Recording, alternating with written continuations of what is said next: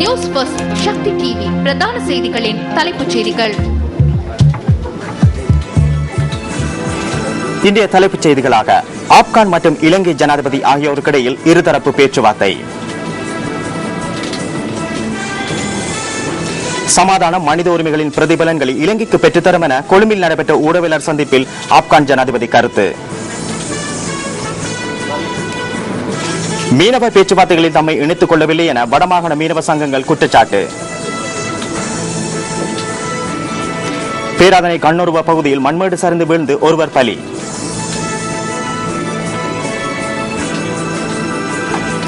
ரஷ்யாவுடன் இணைவதற்கு கிரைமியா மாநில பாராளுமன்ற தீர்மானம். இது தொடர்பான வாக்கெடுப்பு எதிர்வரும் 16ஆம் தேதி.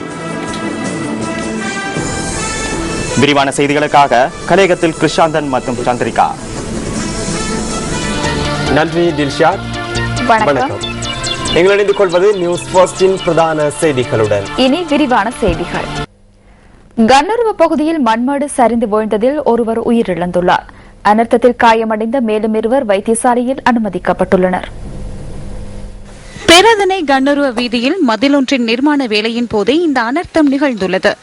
இதில் தொழிலாளர்கள் 3 சிக்குண்டுள்ளதாக எமது பிராந்திய செய்தியாளர் தெரிவிக்கின்றார். பிரதேசவாசிகள் மற்றும் கண்டி தீயணைப்பு படைப்பிரிவினரின் ஒத்துழைப்புடன் மண்ணுக்குள் சிக்குண்டிருந்த 3 வெளியில் எடுக்கப்பட்டனர்.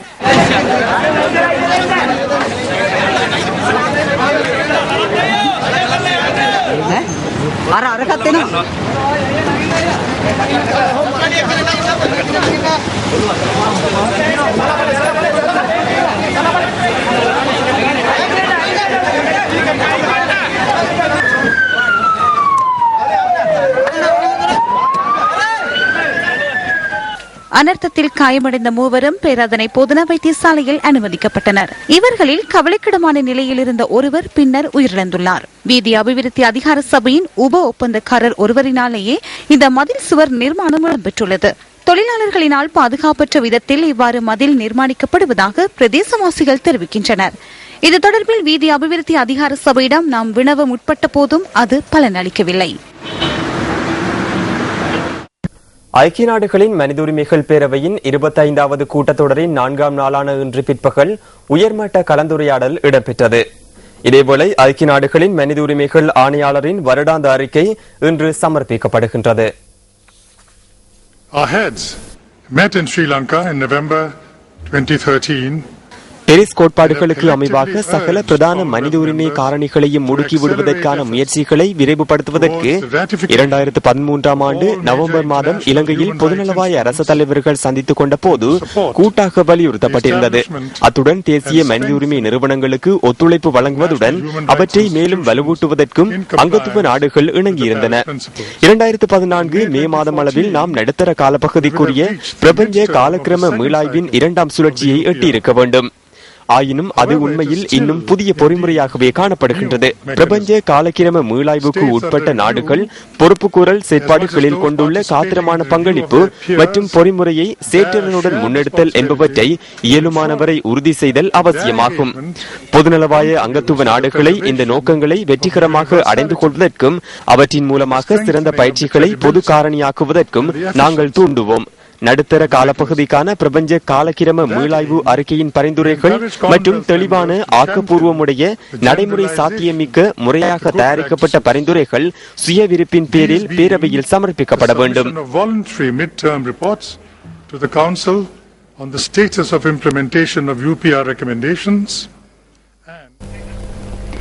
இலங்கைக்கு விஜயம் மேற்கொண்டுள்ள ஆப்கானிஸ்தான் ஜனாதிபதி ஹமீத் கர்சாய் கொழும்பில் இன்று நடைபெற்ற ஊடகவியலாளர் சந்திப்பில் கலந்து கொண்டார்.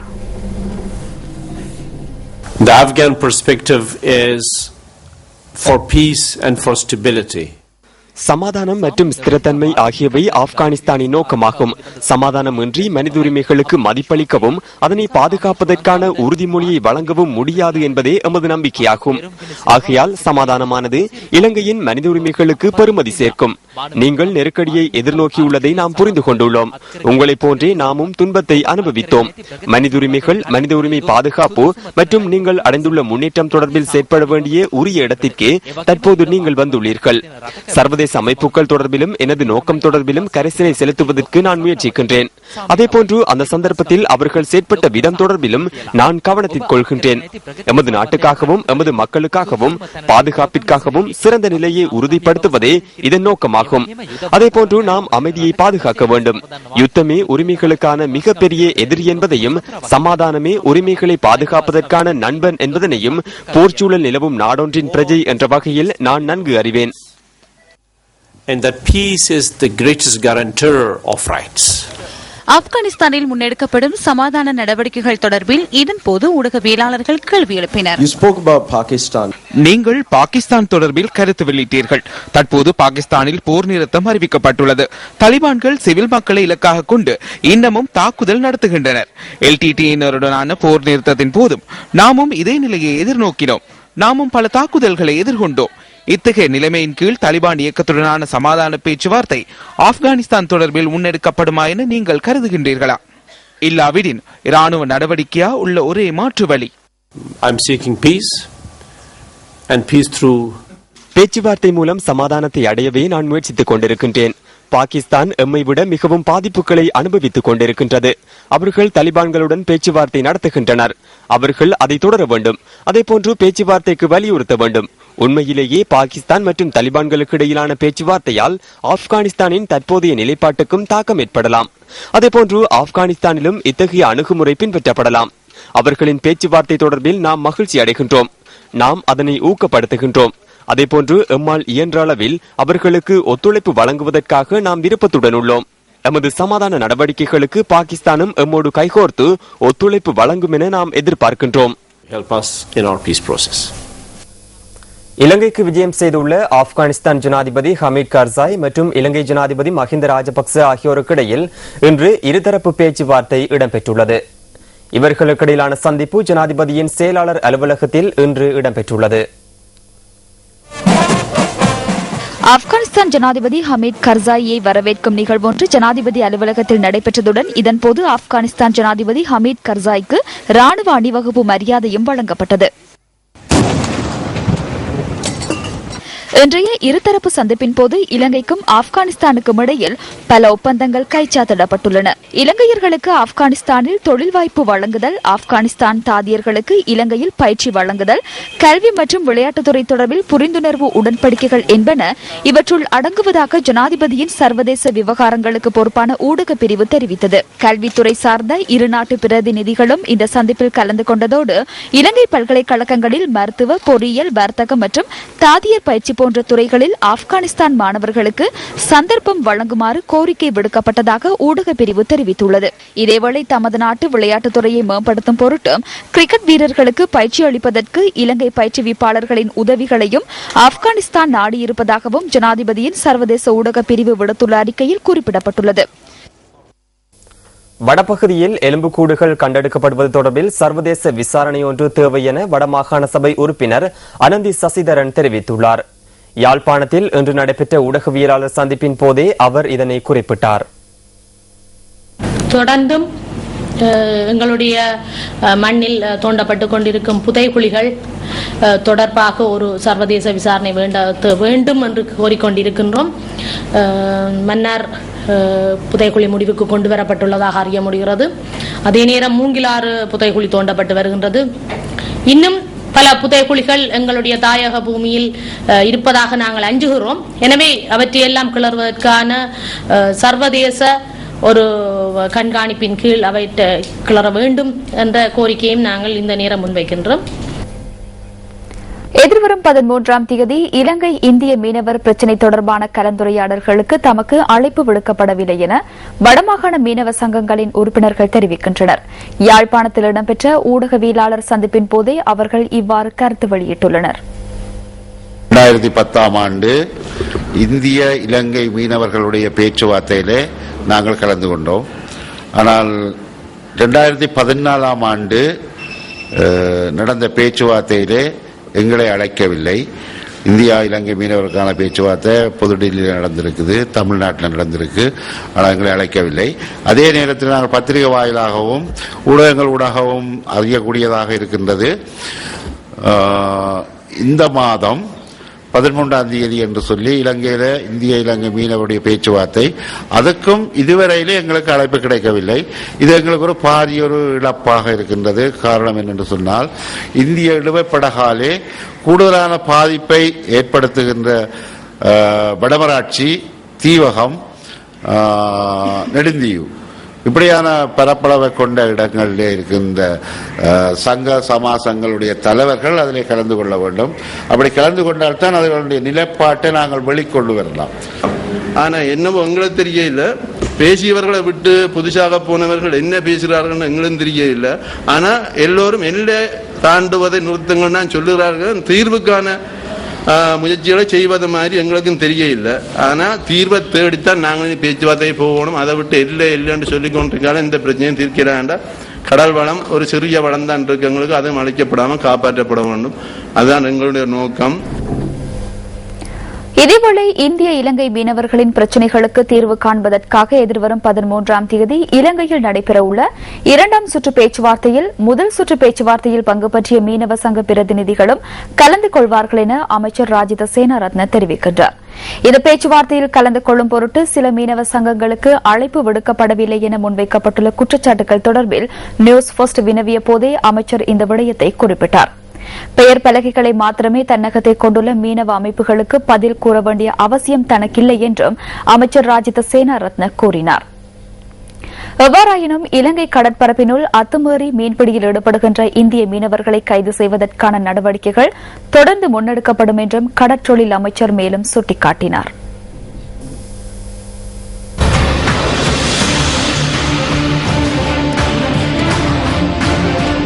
இலங்கை இந்திய மீனவர்கள் மத்தியில் சர்ச்சையை தோற்றுவித்துள்ள கச்சத்தீவு. இந்திய இலங்கை கடல் எல்லையான கச்சத்தீவு நோக்கிய நியூஸ் ஃபர்ஸ்டின் ஆபத்தான கடல் ஆய்வு பயணம். Indian fishermen invading Lankan waters. Only on News First.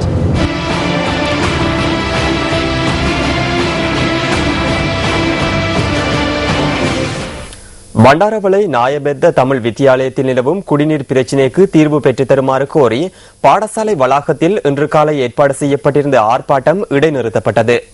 Bandarawela பிரதேச சபை செயலாளரின் தலையீட்டின் பேரில் இந்த ஆர்ப்பாட்டம் இடைநிறுத்தப்பட்டது. பண்டாரவளை நாயபெத்த தமிழ் வித்தியாலயத்தில் நிலவும் குடிநீர் தட்டுப்பாட்டினை நிவர்த்தி செய்து தருமாறு கோரி பாடசாலை மாணவர்கள், அதிபர், ஆசிரியர்கள் மற்றும் அந்த பகுதி மக்களினால் இன்று காலை 9 மணிக்கு ஆர்ப்பாட்டம் ஒன்றினை நடத்துவதற்கு ஏற்பாடு செய்யப்பட்டிருந்தது. இந்த நிலையில் இன்று காலை 8 மணியளவில் பாடசாலை வளாகத்திற்குள் வருகை தந்த பண்டாரவளை பிரதேச சபை செயலாளர் குடிநீர் பிரச்சினைக்கான தீர்வினை பெற்றுத் தருவதாக உறுதிமொழி அளித்துள்ளார்.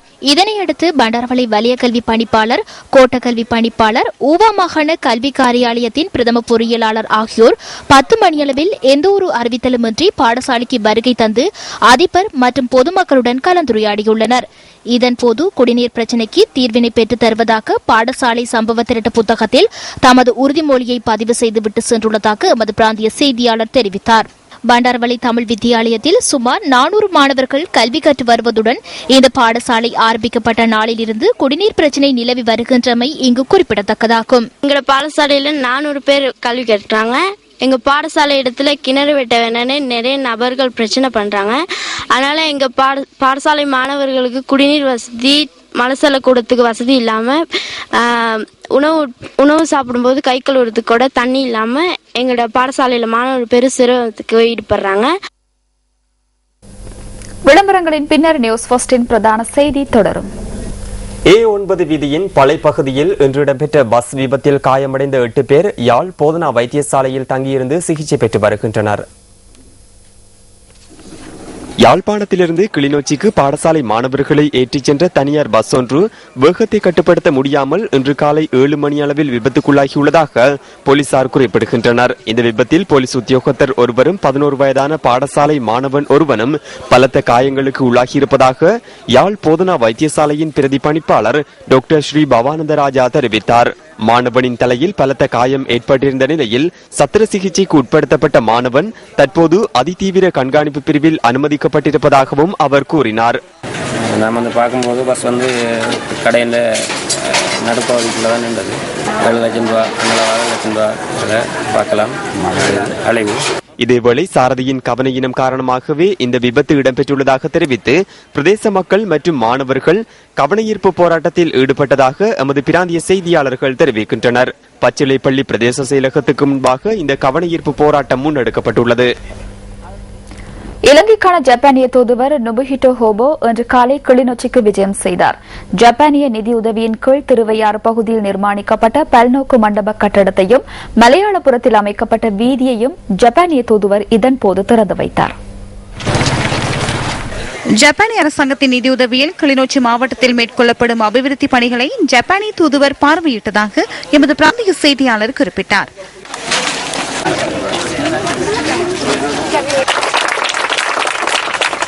கிளிநொச்சி மாவட்ட மேலதிக அரசாங்க அதிபர், பிரதேச செயலாளர் உள்ளிட்ட அதிகாரிகளும் இதில் கலந்து கொண்டிருந்தமை குறிப்பிடத்தக்கது.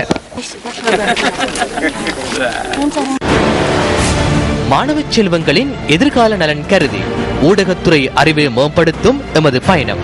பாடசாலைகளில் நியூஸ் ஃபர்ஸ்ட் நடாத்தும் பயிற்சி பட்டறையர் மற்றும் ஒரு மைல்கல். ரக்குவானை அஸ்ஸலாம் முஸ்லிம் மகா வித்யாலயம் மற்றும் ரக்குவானை புனித ஜான்ஸ் கல்லூரி மாணவர்களுக்கான பயிற்சி பட்டறை எதிர்வரும் 7ஆம் தேதி வெள்ளிக்கிழமை பிற்பகல் 2 மணிக்கு ரக்குவான புனித ஜான்ஸ் கல்லூரியின் பிரதான மண்டபத்தில். தனியாட்சியை கொண்ட கிரைமியா தொடர்ந்தும் யுக்ரைனுடன் செயற்படுவதா அல்லது ரஷ்யாவுடன் இணைவதா என்ற கிரைமியா மக்களின் தீர்மானத்துக்கான பொதுசன வாக்கெடுப்பு மார்ச் மாதம் 16ஆம் தேதி நடத்துவதற்கு தீர்மானிக்கப்பட்டுள்ளது. கிரைமியா ரஷ்யாவின் ஒரு பகுதியாக இணைத்துக் கொள்ளப்பட வேண்டும் என ரஷ்ய ஜனாதிபதி விளாடிமிர் புட்டினிடம் ரஷ்ய ஆதரவு தரப்பு கோரிக்கை விடுத்துள்ளது. இதேவேளை ஐரோப்பிய ஒன்றியத்திற்குள் வெளியேற்றப்பட்ட யுக்ரைன் ஜனாதிபதி விக்டர் யனுகோவிச் மற்றும் நாட்டின் நிதியை தவறாக பயன்படுத்தியதாக அடையாளம் காணப்பட்ட ஏனைய 17 பேரினதும் நிதி சொத்துக்களை ஐரோப்பிய ஒன்றியம் முடக்க நடவடிக்கை எடுத்துள்ளது. எனவே ஐரோப்பிய ஒன்றியத்தின் 28 நாடுகளின் வெளிவிவகார அமைச்சர்களின் உடன்பாட்டுடன் இன்றிலிருந்து அமலுக்கு வரும் வகையில் 12 மாதங்களுக்கு இந்த தடையை விதிப்பதற்கு நேற்று மாலை தீர்மானம் எட்டப்பட்டது.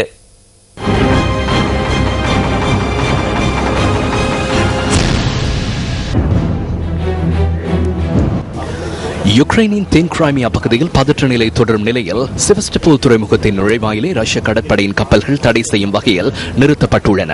அது மாத்திரமன்றி ரஷ்யா மற்றும் யுக்ரைன் ஆகிய நாடுகளின் கப்பல் கேந்திர நிலையம் மற்றும் தலைமையகத்தினையும் இந்த கடற்படை கப்பல்கள் தடுக்கும் வகையில் நிறுத்தி வைக்கப்பட்டுள்ளன. அங்கு வசிப்பவர்கள் தமது வழமையான வர்த்தக நடவடிக்கைகளுக்காக குறித்த கடல் வழி பயணத்தை மேற்கொள்ளும் நிலையில் ராணுவ பதற்றம் எதுவும் தென்படவில்லை என தெரிவிக்கப்பட்டுள்ளது. இருந்தபோதிலும் செவஸ்டோபோல் துறைமுகத்திற்கு பிரவேசிக்கும் 2 திசைகளிலும் நீர் செல்லும் குறுகிய வழியான கர்ச் ஸ்ட்ரெய்ட்டிலும் ரஷ்யாவின் கடற்படைக்கு சொந்தமான கப்பல்கள் தடை ஏற்படுத்தும் வகையில் நிறுத்தி வைக்கப்பட்டுள்ளன. 5 கிலோமீட்டர்களை கொண்ட இந்த நீர் செல்லும் குறுகிய வழி ரஷ்யாவிலிருந்து கிரைமியாவை பிரிக்கும் பகுதியாக உள்ளது. ரஷ்யாவின் 4வது மாபெரும் பலமிக்க 25 கப்பல்கள் தொகுதியே இந்த பகுதியில் நங்கூரமிடப்பட்டுள்ளது. ஜனநாயக ரீதியிலான கண்காணிப்பகமான ஐரோப்பிய பாதுகாப்பு மற்றும் ஒத்துழைப்பு அமைப்பு மற்றும் நேட்டோ துருப்புக்களின் மூலம் யுக்ரைனில் தொடரும் அமைதியற்ற நிலைமையை தணிப்பதற்கு மேற்குலக நாடுகள் முற்படுவதானது ஒத்துழைப்புக்கு அல்லது பேச்சுவார்த்தைக்கு உதவும் வகையில் அமையவில்லை என ரஷ்ய வெளிவிவகார அமைச்சர் செர்ஜி லாவ்ரோவ் குறிப்பிட்டுள்ளார். ஐரோப்பிய பாதுகாப்பு மற்றும் ஒத்துழைப்புக்கான அமைப்பு மற்றும் நேட்டோ துருப்புக்களின் மூலம் யுக்ரைனில் மேற்கொள்ளப்பட்ட செயற்பாடுகளின் தொடர்பு மற்றும் யுக்ரைனில் நிலவும் பதற்றம் தொடர்பில் அமெரிக்க ராஜாங்க செயலாளர் ஜான் கெரியுடன் நாம் மிகவும் விரிவாக கலந்துரையாடியிருந்தோம்.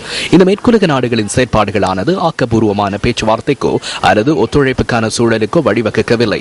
இவ்வாறான ஒரு சூழல் அவசியம் என்பதனையும் அது ஒரு கடினமான செயற்பாடு என்பதனையும் ஜான் கெரி ஏற்றுக்கொண்டார். இருந்தபோதிலும் அச்சுறுத்தல் மற்றும் பலவந்தத்தின் மூலம் அமைதியான சூழலை உருவாக்க முடியாது. நேர்மையான இணக்கப்பாட்டின் மூலம் யுக்ரைன் மக்களுக்கு சமநிலையான தீர்வினை பெற்றுக் கொடுக்க வேண்டும். யுக்ரைனின் கிரைமியாவில் உள்ள ராணுவ படைத்தளத்திலிருந்து ரஷ்ய துருப்புக்களை நேற்றிரவுடன் வெளியேறுமாறு உத்தரவு பிறப்பிக்கப்பட்டிருந்த போதிலும் சிலர் தொடர்ந்தும் அங்கு நிலை கொண்டிருந்தமையை காணக்கூடியதாக இருந்ததாக தெரிவிக்கப்படுகிறது.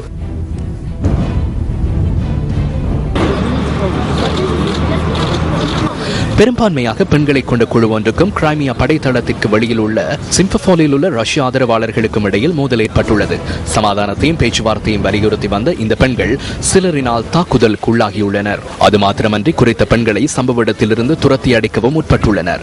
ரஷ்யாவின் படையினரின் கட்டுப்பாட்டின் கீழ் கிரைமியா உள்ளதுடன் தற்பாதுகாப்பு குழுவினரை சீருடையுடன் இவ்வாறு நிலை நிறுத்தப்பட்டுள்ளதாக ரஷ்யா தெரிவிக்கின்றது.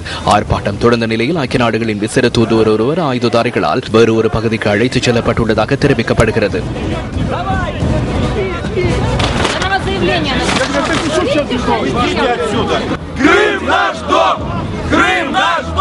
யுக்ரைனின் கிழக்கு பகுதியில் டானெஸ்டிக்கில் ரஷ்ய ஆதரவாளர்களுக்கும் யுக்ரைன் பிரஜைகளுக்கும் இடையில் கைகலப்பு ஏற்பட்டுள்ளது. இதனையடுத்து ரஷ்ய ஆதரவாளர்களினால் மிளகு விசிறப்பட்டுள்ளதுடன் லெனின் சதுக்கத்தில் பேரணியில் ஈடுபட்டிருந்த யுக்ரைன் பிரஜைகள் அங்கிருந்து வெளியேறியுள்ளனர். போலீசார் தலையிட்டு இந்த இரண்டு குழுக்களையும் சமரசப்படுத்துவதற்கு முற்பட்டதுடன் இது தொடர்பில் அவரும் கைது செய்யப்படவில்லை.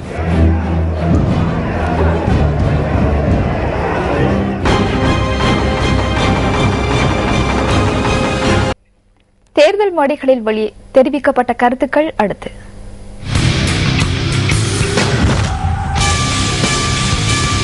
මට ඇහිලා තියෙනවා මම පාර්ලිමේන්තුවේ හිටපු ඒ ටික කාලේ මේ ගාන්දුවේ මැති ඇමතිවරු කතා කරනවා ඒගොල්ලෝ කියන්නේ අපි දැන් මේ රටේ උන් අන්දලයි තියෙන්නේ කියලා. මේ රටේ උන්ට වත්තෙන් කොස් ගෙඩියක් දෙල් ගෙඩියක් කාලා වත්තෙන් පලා ටිකක් කාලා ජීවත් වෙන්න පුළුවන් කියලා. නමුත් මේ මැති ඇමතිවරු මාස 4කට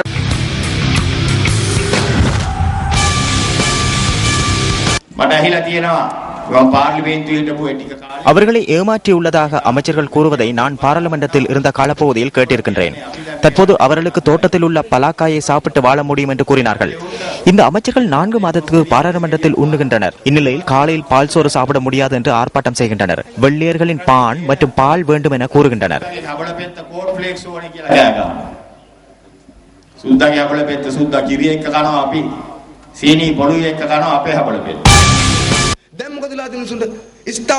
மக்களுக்கு இன்று நிலையான பொருளாதாரம் இல்லை.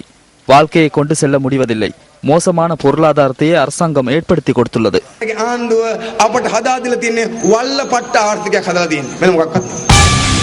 அரசியல்வாதிகளால் வழங்கப்படும் உறுதிமொழிகள் தற்போது வேடிக்கையான விடயமாகியுள்ளதுடன் பொதுமக்களுக்கும் வெறுத்து போயுள்ளது.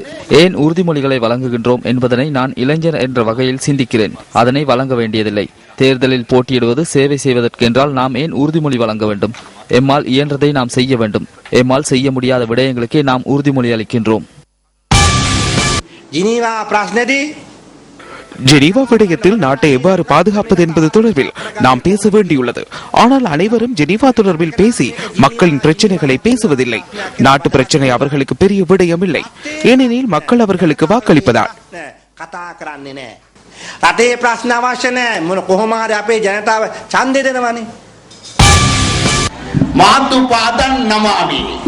ராணுவ வீரர்களை அலரி மாளிகைக்கு அழைத்து பெற்றோர்களுக்கு தலா 750 வீதம் வழங்குகின்றனர். இதனை அலரி மாளிகை வழங்குவதாகவே நினைத்தனர். ஆனால் அப்பாவி வீரர்களின் சம்பளத்திலிருந்து பெற்று சரதியலை போன்று வழங்குகின்றனர். அந்த பாதுகாப்பு அதிகாரிகள் கச்சேரிக்கு சென்று பெற்றோர்களின் திருமண சான்றிதழ் மற்றும் பிறப்பு சான்றிதழ்களை தேடுகின்றனர்.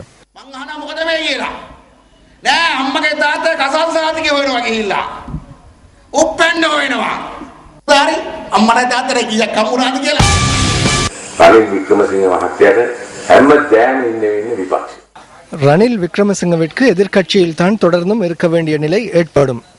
அவர்களின் ஆதரவாளர்களும் பிரிந்து செல்கின்றனர். தற்போது தேர்தலில் போட்டியிடுபவர்களும் 6 மாதத்திற்கு பின்னர் ஜனாதிபதியிடம் வந்து ஐக்கிய மக்கள் சுதந்திர கூட்டமைப்பில் இணைவார்கள் என்பது 100% உறுதியான விடயமாகும். எனது மகனும் அனைத்து பரீட்சைகளிலும் சித்து பெற்றுத்தான் வந்துள்ளார். என்னை போன்ற ஈர்ப்பானவர்.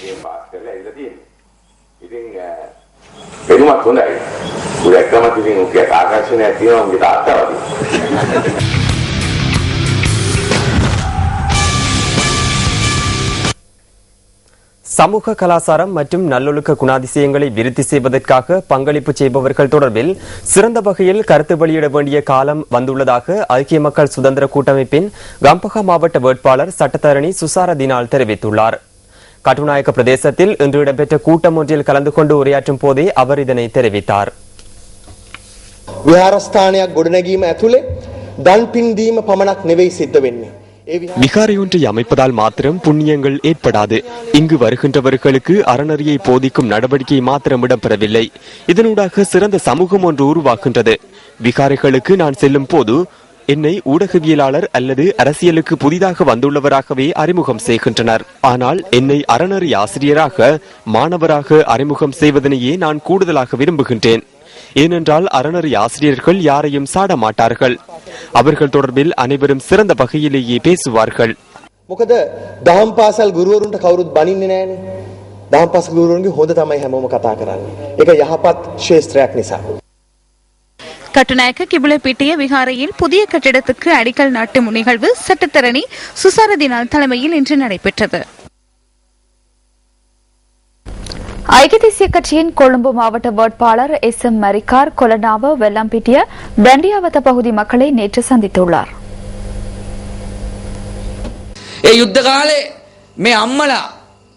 பாடசாலை சென்ற பிள்ளை வீடு திரும்புமா, தொழிலுக்கு சென்ற கணவர் சகோதரர்கள் வீடு திரும்புவார்களா என்ற அச்சத்துடன் யுத்த காலத்தின் போது தாய்மார்கள் செத்து பிழைத்தனர். இதனை அடுத்து 2009ஆம் ஆண்டு இந்த அரசாங்கத்தின் கீழ் யுத்தம் முடிவுக்கு கொண்டு வரப்பட்டதாக நன்றி கடன் செலுத்தினர். பெண்களே அதிக அளவில் தமது நன்றி கடன்களை செலுத்தினர். இதனைத் தொடர்ந்துதான் அரசாங்கம் வயிற்றில் அடிக்க ஆரம்பித்தது.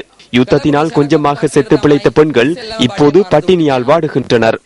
3 வேளைகளும் சாப்பிட்டவர்கள் தற்போது 2 வேளைகள் மாத்திரமே சாப்பிடுகின்றனர். 2 வேளைகள் உணவு உட்கொண்டவர்கள் இன்று 1 வேளை மாத்திரமே சாப்பிடுகின்றனர்.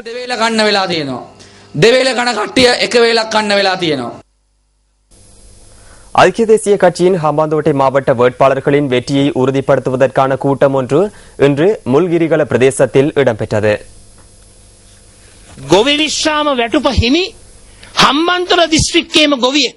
ஹம்பாந்தோட்டை மாவட்டத்தில் ஓய்வூதியம் பெறும் விவசாயி ஒருவர் வழங்கிய இந்த புத்தகத்தின் அடிப்படையிலேயே நான் தற்போது உங்களுடன் பேசுகிறேன்.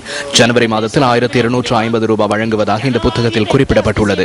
இதனை பெற்றுக்கொள்ள இந்த விவசாயி அன்று தபால் நிலையத்துக்கு சென்றுள்ளார். இதற்கு நிதி வழங்கப்படவில்லை என கூறி அவரை திருப்பி அனுப்பியுள்ளனர். இதுதான் விவசாயிக்கு வழங்கப்பட்டுள்ள புதிய ஆச்சரியமாகும்.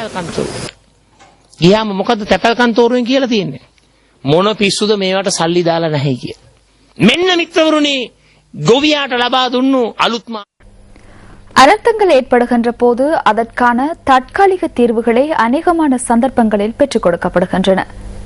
நிரந்தர தீர்வுகளை பெற்றுக் கொடுப்பதற்கு அதிகாரிகள் முன்வராமை கவலைக்குரியதே.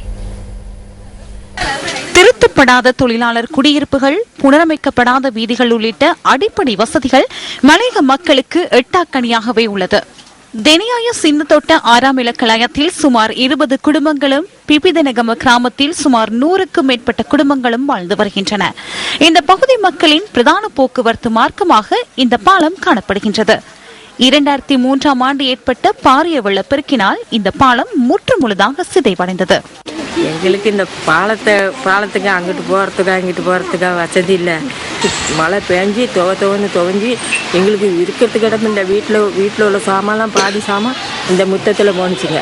தயவு செய்து உங்களுக்கு புண்ணியமாக போய் எங்களுக்கு ஒரு பாலத்தை மட்டும் கட்டி கொடுங்க. அங்கிட்டு போகிறதுக்கு வசதி இல்லை. அதனால் இந்த ரோட்டு தான் போகிற ரோட்டு, இது தான் வர்றதும் இது தான், வேற ரோட்டு எங்களுக்கு இல்லை. இந்த பாலம் சிதைவடைந்து பல வருடங்கள் கடந்துள்ள போதிலும் இதனை புனரமைப்பதற்கான நடவடிக்கைகள் இதுவரை முன்னெடுக்கப்படவில்லை. கடந்த காலங்களில் ஏற்பட்ட இயற்கை அனர்த்தங்களால் இவர்களின் குடியிருப்புகள் பெரிதும் பாதிக்கப்பட்டிருந்தன.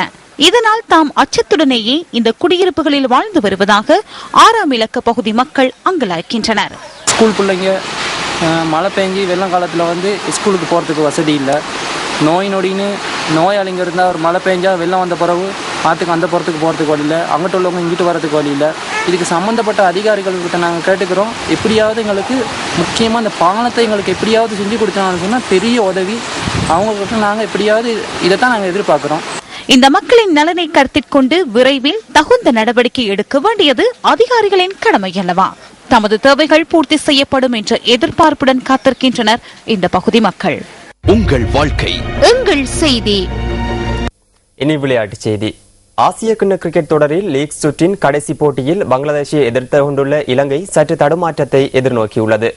மிர்பூரில் நடைபெறும் இந்த போட்டியில் பங்களாதேஷ் நிர்ணயித்த 205 ஓட்டங்களை நோக்கி பதிலுக்கு துடுப்படுத்தாடும் இலங்கை சற்று முன்னர் வரை 41 ஓவர்களில் 6 விக்கெட்டுகளை இழந்து 159 ஓட்டங்களை பெற்றிருந்தது. போட்டியில் முதலில் துடுப்படுத்தாட தீர்மானித்த பங்களாதேஷ் சார்பாக எனாமுல் ஹக் மற்றும் சம்சூர் ரஹ்மான் ஜோடி முதல் விக்கெட்டுக்காக 74 ஓட்டங்களை பகிர்ந்தது. சம்சூர் ரஹ்மான் 39 ஓட்டங்களுடன் ஆட்டமிழந்தார். தொடர்ந்து மொமினுல் ஹக் மற்றும் அணித்தலைவர் முஸ்பிகுர் ரஹீம் ஆகியோர் ஒற்றை இலக்க ஓட்டங்களுடன் ஆட்டமிழந்தனர். எனாமுல் ஹக் ஓர் ஓட்டத்தால் அரை சதம் அடிக்கும் வாய்ப்பை தவறவிட்டார். மத்திய வரிசையில் நசீர் உசைன், மஹமுதுல்லா ஆகியோர் தலா 30 ஓட்டங்களை பெற்றனர். பங்களாதேஷ் அணி 50 ஓவர்களில் 9 விக்கெட் இழப்புக்கு 204 ஓட்டங்களை பெற்றது. பந்துவீச்சில் சுரங்கல் அக்மால், திசர பெரேரா, அஜந்த மெண்டிஸ், அஷான் பிரியஞ்சன் ஆகியோர் தலா 2 விக்கெட்டுகளை வீழ்த்தினர். வெற்றியிலக்கான 205 ஓட்டங்களை நோக்கி பதிலுக்கு துடுப்படுத்தாடும் இலங்கை அணிக்கு ஆரம்பமே அதிர்ச்சியாக அமைந்தது. ஆரம்ப துடுப்பாட்ட வீரர் குசல் ஜனித் பெரேரா முதல் பந்திலேயே ஆட்டமிழந்தார். தொடர்ந்து குமார் சங்கக்கார, மஹிள ஜெயவர்தன ஆகியோரும் ஆட்டமிழந்தனர். இலங்கை அணி 8 ஓட்டங்களுக்கு முதல் 3 விக்கெட்டுகளையும் இழந்தது. லஹிரு திரிமான 33 ஓட்டங்களையும் அஷான் பிரியஞ்சன் 24 ஓட்டங்களையும் பெற்றனர். எவ்வாறாயினும் தொடரில் இலங்கை மற்றும் பாகிஸ்தான் அணிகள் இறுதிப் போட்டிக்கு தகுதி பெற்றுள்ளதால் இந்த போட்டியின் முடிவு எந்தவொரு தாக்கத்தையும் ஏற்படுத்தாது என்பதும் குறிப்பிடத்தக்கது. இதுடன் நியூஸ் ஃபர்ஸ்டின் 8 மணி பிரதான செய்தி நிறைவு பெறுகின்றது. வணக்கம். Hotline 0114-896-896 www.newsfirst.lk. Feedback at newsfirst.lk.